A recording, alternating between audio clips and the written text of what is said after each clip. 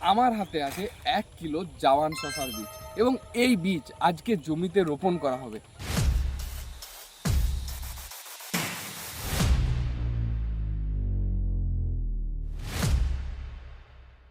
জাওয়ানের সাথে আরও একটা ভ্যারাইটি আমরা মিশিয়ে লাগাবো।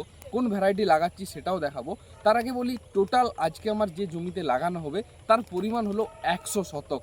100 শতক মানে অনেকটাই জমি। জমি তৈরির পদ্ধতি বা অন্যান্য সব কিছু দেখাবো আজকের ভিডিওতে। ভিডিওটি শেষ পর্যন্ত মনোযোগ দিয়ে দেখুন।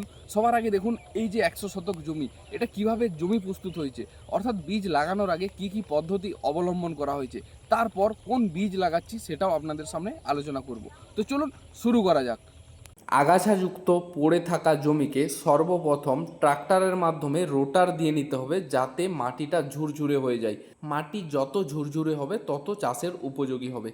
ভালোভাবে চাষ দেওয়ার পর সর্বপ্রথম আপনাকে মাপ করে দাগ টেনে নিতে হবে, মানে কোন দূরত্বে আপনারা লাগাবেন এবং কতটা ডিস্টেন্সে বেড তৈরি করবেন। তো এখানে দড়ির মাধ্যমে দেখতে পাচ্ছেন সোজাভাবে প্রথমে দাগ কেটে নেওয়া হচ্ছে।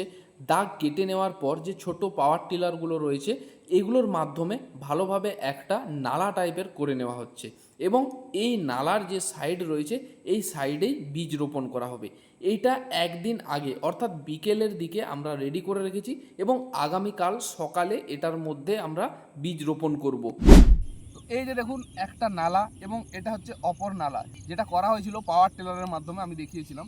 তো একটা বেড, এই যে টোটাল বেডটা, এটা দূরত্ব আছে 3 হাত, আর একটা মাদা থেকে অপর মাদার দূরত্ব আছে 1.5 হাত। তো এই পদ্ধতিতে আমাদের বেড ও মাদা তৈরি করা হচ্ছে।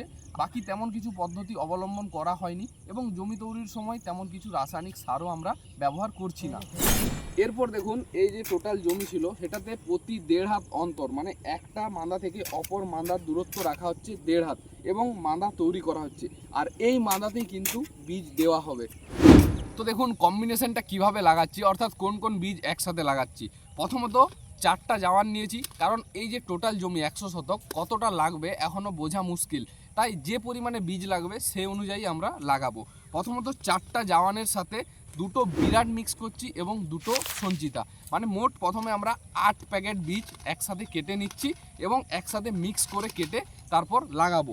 তো এই যে দেখুন জাওয়ানের প্যাকেট সম্পূর্ণ আপনাদের সামনে কাটছি এবং বীজের কোয়ালিটিও আপনাদের সামনে তুলে ধরছি। দেখুন এই যে জাওয়ান বীজের কোয়ালিটি দেখছেন, কোয়ালিটি কত সুন্দর। তো এর সাথেই আমরা এই যে বিরাট বলে ভ্যারাইটিটা রয়েছে এটা একসাথে মিক্স করব, কারণ আমি সবসময় বলি 2টো কি 3টে ভ্যারাইটি একসাথে মিশিয়ে লাগানোর জন্য। তো যেহেতু জাওয়ানটা 45 দিন এবং বিরাটটা 40 দিন, তো এইভাবে যদি লাগানো হয় তাহলে কিন্তু জিনিসটা ভালো হবে। দেখুন একটা জাওয়ান একটা বিরাট এর মধ্যে দিয়েছি। এরপর যেটা দেওয়া হবে সেটা হচ্ছে সঞ্চিতাটাও একটা দেওয়া হবে, কারণ 2 রকম বা 3 রকম আমি প্রথমেই বললাম যদি মিক্স করে লাগাই তাহলে কিন্তু রেজাল্ট ভালো হওয়ার সম্ভাবনা থাকে।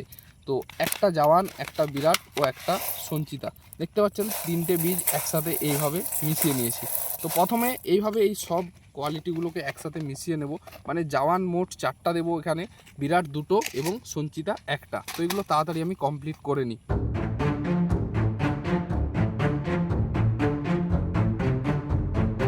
তো এখানে দেখুন মোট 8 প্যাকেট, মানে জাওয়ান 4 প্যাকেট, তার সাথে সঞ্চিতা 2 প্যাকেট এবং 2 প্যাকেট বিরাট, 8 প্যাকেট বীজ একসাথে এই যে মাখিয়ে নিচ্ছি। এরপর এটা আমি দিয়ে দেবো লাগানোর জন্য, কারণ একসাথে এখন মিক্স করে নিয়েছি। এই 8টা প্যাকেট যতটা লাগানো হবে তারপর আবার সেম পদ্ধতিতে 8 প্যাকেট ব্যবহার করা হবে। তো এইভাবে সম্পূর্ণ জমিতে লাগানো হবে। আর বীজের কোয়ালিটি তো আমি আগেও দেখিয়েছি, এখনও দেখাচ্ছি। এরপর সম্পূর্ণ জমিতে লাগানো যাক। টোটাল যে বীজগুলো আমরা একসাথে মিশিয়েছিলাম এগুলো এরপর যেগুলো লাগানো হবে তার জন্য আমি আলাদা আলাদা করে দিয়ে দিচ্ছি। মোট 4 থেকে 5 জন লাগানোর জন্য আসবেন, তো সেই হিসাবে আমি ভাগ করে দিচ্ছি এবং এগুলো শেষ হওয়ার পর তারপর আবার পরেরটার জন্য আমি তৈরি করে দেব। তো প্রতি মাদাতে 7 থেকে 8টি করে মোট বীজ দেওয়া হচ্ছে। আমি যদি বীজের পরিমাণ দেখাই যে কটা করে বীজ দেওয়া হচ্ছে প্রত্যেকটা মাদাতে, দেখুন 1 2 3 4 5 6 7 থেকে 8টি পর্যন্ত দেওয়া হচ্ছে। তারপর হালকা করে মাটি ঢাকা দেওয়া হচ্ছে এবং এর উপরে একটু সার দেওয়া হবে। শুধুমাত্র বীজ দেওয়ার পর অল্প এখন মাটি চাপা দেওয়া হচ্ছে। এবং সবার উপর যেটা ব্যবহার করা হচ্ছে সেটা হচ্ছে মুরগির সার বা পোলট্রি লিডার। তো এটা ব্যবহার করার প্রধান কারণ হলো যেহেতু এখন বর্ষাকাল, বৃষ্টি হতে পারে এবং বৃষ্টির কারণে যাতে না বীজ নষ্ট হয়ে যায় বা বীজ পর্যন্ত যাতে না জল পৌঁছায়, এই জন্য উপরে সারটা চাপা দেওয়া। আবার এই সারে অতিরিক্ত নাইট্রোজেন থাকার জন্য চারা বেরোনোর সাথে সাথে গাছের গ্রোথও বজায় থাকবে, যার জন্য এই সারটি ব্যবহার করা। তো এভাবেই চললো টোটাল 100 শতক জমিতে আমাদের বীজ রোপণ, এবং এই জমির পরবর্তী সমস্ত আপডেট আসতে থাকবে আমাদের ফেসবুক পেজ ও ইউটিউব চ্যানেলে, যার জন্য আমাদের ফেসবুক পেজ ও ইউটিউব চ্যানেল দুটোকেই ফলো করে রাখবেন। এই জমির সমস্ত পরিচর্যা সংক্রান্ত তথ্য থেকে শুরু করে যাবতীয় খুঁটিনাটি তথ্য আমরা শেয়ার করব। ধন্যবাদ সকলকে ভিডিওটি শেষ পর্যন্ত দেখার জন্য।